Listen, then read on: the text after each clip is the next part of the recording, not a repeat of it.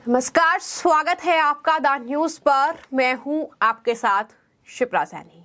लोकसभा चुनाव 2024 से पहले विपक्ष को बड़ा झटका लगा है। लोकसभा और राज्यसभा से पारित होने के बाद अब राष्ट्रपति की मंजूरी मिलने के बाद एक अहम बिल कानून बन गया है। जी हां, हम बात कर रहे हैं मुख्य चुनाव और अन्य चुनाव आयुक्तों के नियुक्ति की। इस बिल को अब राष्ट्रपति द्रौपदी मुर्मू ने मंजूरी दे दी है और अब ये बिल जाहिर तौर पर कानून बन चुका है, जो कि विपक्ष के लिए बहुत बड़ा झटका है।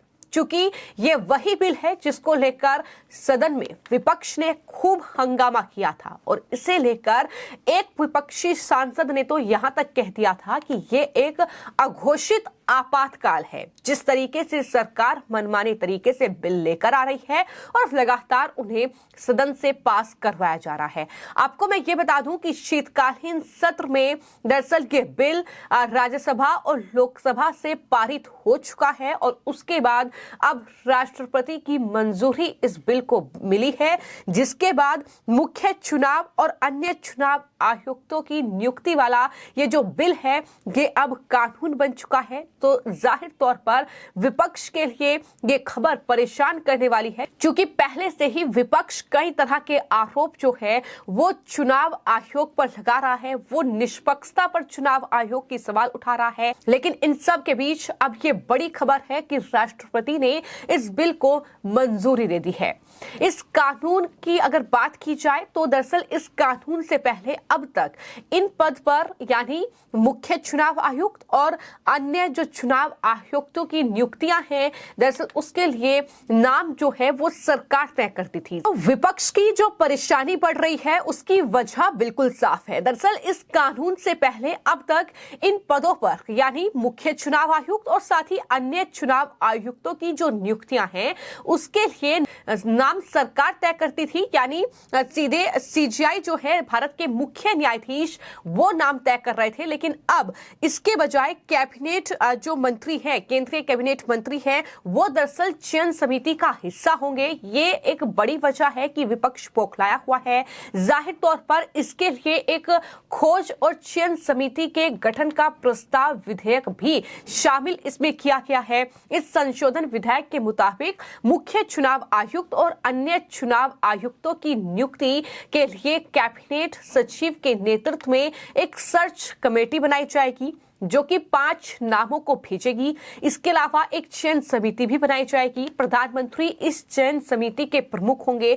उनके अलावा नेता विपक्ष लोकसभा या सबसे बड़े राजनीतिक दल के व्यक्ति और कैबिनेट मंत्री जो हैं वो इस समिति का हिस्सा होंगे। तो जाहिर तौर पर जिस तरीके से अब सरकार की पूरी जो दखलंदाजी है तरीके से होगी, तो यही वजह है कि लगातार विपक्ष बौखलाया हुआ था और यही वजह है कि जब सदन में ये बिल पेश किए गए थे तो विपक्ष ने खूब हंगामा बरपाया था। मैं आपको ये बता दूं कि इससे पहले जो मॉनसून सत्र हुआ था, जब इस बिल को पेश किया गया था मॉनसून सत्र में, हालांकि विपक्ष के सुझाव के बाद इसे संशोधित करने के लिए वापस ले लिया गया था, लेकिन बाद में शीतकालीन सत्र जो हाल ही में चला उसमें ये बिल जो है वो पेश किया गया।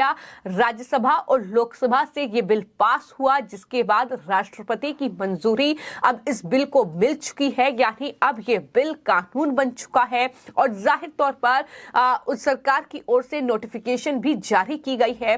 तो कुल मिलाकर ये बहुत बड़ा झटका लोकसभा चुनाव से पहले विपक्ष के लिए कह सकते हैं, क्योंकि विपक्ष पहले से ही ईवीएम का मुद्दा उठा चुका है। वो लगातार जो है ईवीएम को लेकर सवाल खड़े कर रहा है। इतना ही नहीं, कई विपक्षी दलों के नेता ऐसे हैं जो सीधे सीधे चुनाव आयोग पर सवाल उठा रहे हैं और ये कह रहे हैं कि दरअसल चुनाव आयोग सरकार के कहने पर काम कर रहा है। चुनाव आयोग की निष्पक्षता पर बार बार सवाल उठाए जा रहे हैं। तो इस तरह की चीजें देखने को मिल रही हैं। लेकिन इन सब के बीच इस तरीके से अब मुख्य निर्वाचन आयुक्त और अन्य निर्वाचन आयुक्त की नियुक्ति, सेवा शर्तें और साथ ही पदावधि जो विधेयक 2023 है, अगर वो राष्ट्रपति ने मंजूरी उसको दे दी है तो जाहिर तौर पर वो अब कानून बन चुका है और उसका पालन अब हर किसी को करना होगा। तो ये बड़ा फैसला जो कहीं ना कहीं एक तरीके से राष्ट्रपति द्रौपदी मुर्मू की ओर से लिया गया है। तो कुल मिलाकर इस तरीके से ये खबर जो है वो विपक्ष के लिए बेहद परेशान करने वाली है।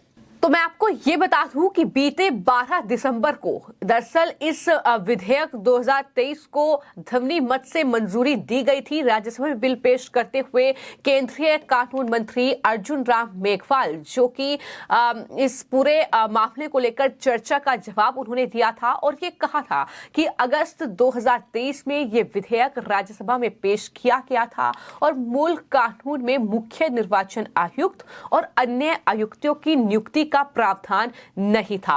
उन्होंने ये भी कहा था कि सुप्रीम कोर्ट ने सरकार को इस बारे में एक कानून बनाने का निर्देश दिया था, जिसके आधार पर यह विधेयक लाया गया।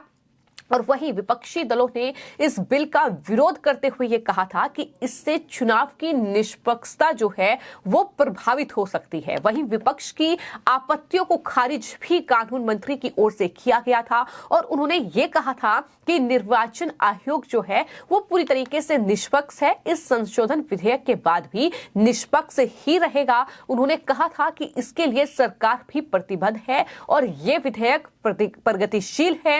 ये जवाब जो है वो दरअसल केंद्रीय कानून मंत्री अर्जुन राम मेघवाल की ओर से संसद में भी दिया गया था। तो कुल मिलाकर इस तरीके से इस बिल को लेकर काफी ज्यादा चर्चा सदन में हुई, काफी ज्यादा हंगामा देखने को मिला, चूंकि विपक्ष नहीं चाहता था कि यह बिल जो है वो लोकसभा और राज्यसभा से पास हो, लेकिन पारित हुआ, पास हुआ और उसके बाद अब राष्ट्रपति द्रौपदी मुर्मू ने इस बिल को मंजूरी दे दी है, इस बिल पर हस्ताक्षर कर दिए हैं। यानी अब ये बिल, ये जो विधेयक है, ये अब कानून बन चुका है और जाहिर तौर पर ये एक अहम कदम जो है वो सरकार की ओर से उठाया गया है। लेकिन इससे विपक्ष को बहुत बड़ा झटका लगा है। मैं आपको ये भी बता दूं कि दरअसल ये जो विधेयक है इसका उद्देश्य जो है वो पिछले चुनाव आयोग अधिनियम 1991 को रिप्लेस करना है। इस विधेयक को लेकर विपक्ष हमलावर है। विपक्षी दलों का दावा है कि सरकार सुप्रीम कोर्ट के फैसले के महत्वपूर्ण हिस्से को अनदेखी कर रही है, जिसने मुख्य चुनाव आयुक्त और चुनाव आयुक्तों की नियुक्ति के लिए उच्च चयन पैनल का आदेश दिया था। जबकि उस पैनल का गठन होगा इस कानून के बाद, जिसमें लोकसभा में जो विपक्ष के नेता हैं वो भी शामिल करे गए हैं, जिसमें जो है केंद्रीय कैबिनेट होगा। तो ये तमाम चीजें इसमें हैं, लेकिन बावजूद इसके विपक्ष जिस तरीके से हर एक चुनाव नतीजे के बाद उसकी बौखलाहट देखने को मिली है। अगर विपक्षी दलों की हार हुई है, कुल मिलाकर कांग्रेस पार्टी से लेकर चाहे टीएमसी हो, चाहे आम आदमी पार्टी हो, उनका हंगामा जो है इस पूरे बिल को लेकर दरअसल चुनाव आयोग को लेकर कई बार देखने को मिला है। और यही वजह है कि ये जो खबर है ये विपक्ष के लिए बहुत बड़ा झटका मानी जा रही है, क्योंकि विपक्ष इसका जमकर विरोध कर चुका है। लेकिन अब राष्ट्रपति द्रौपदी मुर्मू की मंजूरी मिलने के बाद ये अहम बिल अब कानून बन चुका है और जाहिर तौर पर सबको कानून के मुताबिक ही अब चलना होगा। तो इसलिए ये खबर कहीं ना कहीं विपक्ष के लिए परेशान करने वाली है, वो भी लोकसभा चुनाव 2024 से पहले। फिलहाल आपकी इस पूरे मामले को लेकर क्या राय है, हमें कमेंट बॉक्स में जरूर लिखें। धन्यवाद।